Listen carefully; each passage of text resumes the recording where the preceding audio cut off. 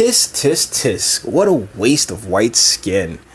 I used to make that joke a lot during my mud shark and trailer trash days. Fun part, coming from the hood, you don't really know how jacked up the mud sharks and the trailer trash have it until you, like, interact with them and try to, deal with them. Like, whoa, wait a second. Your situations are really messed up. So it's one of the reasons I'm not, real big on the whole, oh my goodness, well, black people do this, white people do that. Yo, people in general are terrible. And we have a great example right here, being brought to us from the New York Post. SUNY professor pens article titled "Seeing Poor White People Makes Me Happy" by John Levin. This is Nicholas Powers. And Mr. Powers, you're a bit of a dick. A professor at SUNY Old Westbury is offering a lesson in hate. Nicholas Powers, an associate professor of literature at the taxpayer-funded public college on Long Island, penned an article titled "Seeing Poor White People Makes Me Happy" that was posted on the website RaceBaiter on June 11th. White people begging us for food feels like justice. It feels like a black nationalist's wet dream. Huh? Powers wrote as he recounted seeing a white homeless boy panhandling in a black neighborhood. That's sick, dude. What, a black nationalist? I mean, is that as scary as a white nationalist? I mean, aren't you guys just both nationalists? Y'all can't just both be proud of your countries? I don't get it. Should I kick him in the face hard? Wow. Writes Powers, 44, who identifies as Puerto Rican and part of the black nationalist tradition. What does that even mean, Mr. Powers? I'm very... The black nationalist tradition. Who, what, when, where, how, and why? Describing his reaction to seeing the homeless man again, Powers wrote, "Today, I own my anger.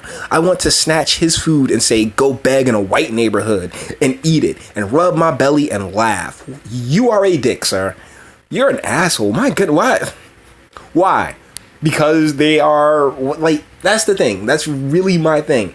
The skin color is so, what's the name? So non-consequential. It really is. Here's the descendant of murderers who killed our ancestors now begging us to save their life," he wrote. But that's the thing. How do you know?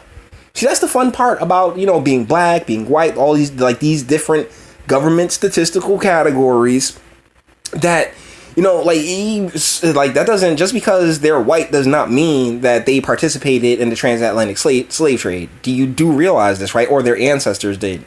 I mean, come on, man. And that stuff took place, really so long ago that trying to comb through it is I mean, you got people who spent their entire lives combing through it and died for no reason. Because guess what? Here we stand now in terrible situations and terrible conditions together, hand in hand, white, black, brown, green, blue, purple. Poor is poor. And so instead of actually going to fix that, you want to sit here and just and be so selfish to be like, oh yeah, well, I just want to snatch this guy's food. Man, he ain't do nothing to you, family.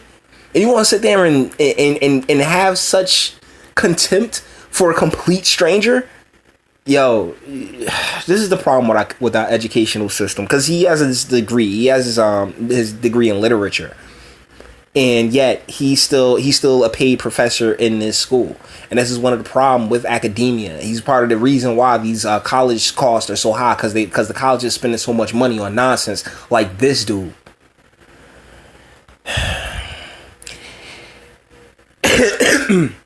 Pardon me. Ah, Jesus. Okay. RaceBaiter bills itself as an online platform dedicated to imagining and working towards a world outside of the white supremacist gaze. Are you kidding me? Powers' piece was deleted from the site. I'm sure it was, because, come on, man. How can you be... Come on, man. Really? He did not respond to requests for comment. Governor Cuomo's office would not comment on the $82,122 per year tenured State University of New York professor and referred calls to the college where Powers has worked since 2008. So this man is making $80K a year $80K a year. For what? For what? See, this is the scam that is American college, because you get people who get these degrees in other nonsense and non-productive things, and then turn around and wait, if I go out into the real world, this doesn't get me anywhere. I'm not going to be able to do anything with it. So they stay in school and they stay in academia.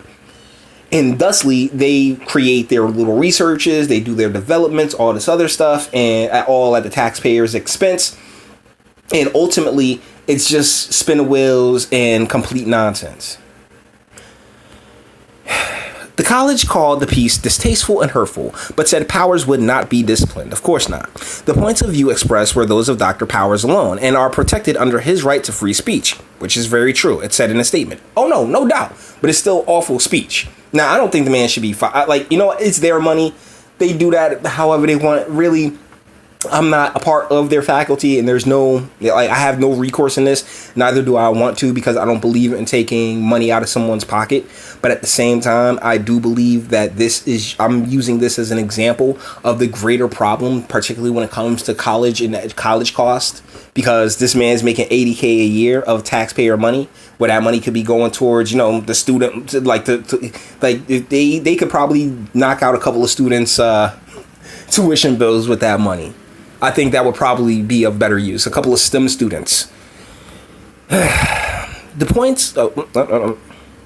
He remains a member of our faculty. Dr. Powers has been advised that he does not speak, nor should he suggest at any time that he is speaking for the college.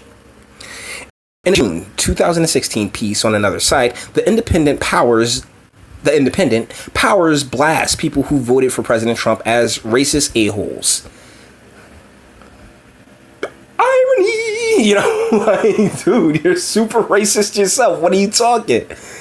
F your whiteness with my dirty Rick James boots, he wrote in the piece. Oh, okay, like I get what he was going for, like, F your couch, you know what I'm saying, when Dave Chappelle did the Rick James thing. But, bruh, yeah. Golly.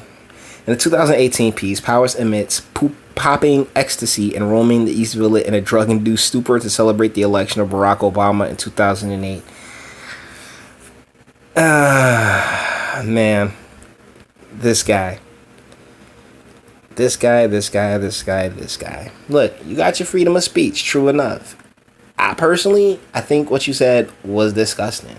I think that there's a complete lack of empathy that's coming from your end, and you're calling yourself a black nationalist, which, I mean, when they say white nationalist, the left tends to lose their mind. So really, this is just supremacy, but from another side, from another angle.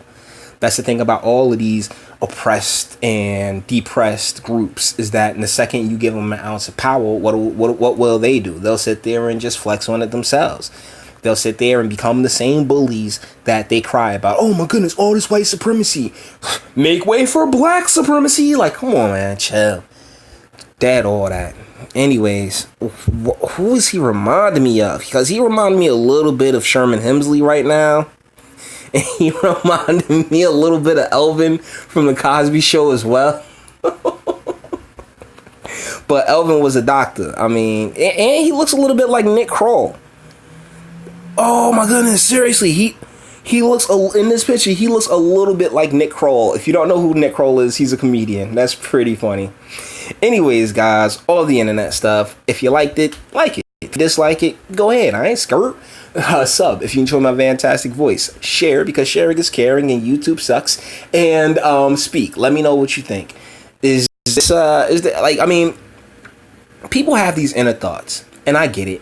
But placing them out but putting them out there, you got to know there's going to be some kickback. There will be people who sit there and say, okay, now as U and Y, I know this is not a school that I won't want my kids to go to, Either ways, until the next video.